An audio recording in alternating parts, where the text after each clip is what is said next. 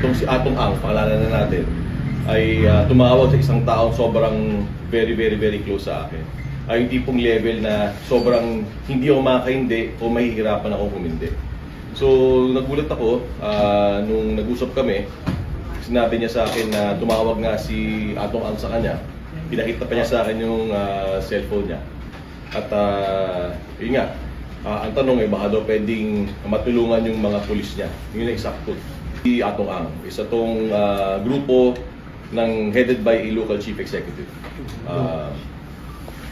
Kung yung grupo na yon, very tight group, coincidentally, di ko lang kung matalas ang mga tenga ng mga to, ang nilapitan din yung taong yon na malapit sa akin. Nakakatawa. And it also came in a very short period of time, yung period na yun.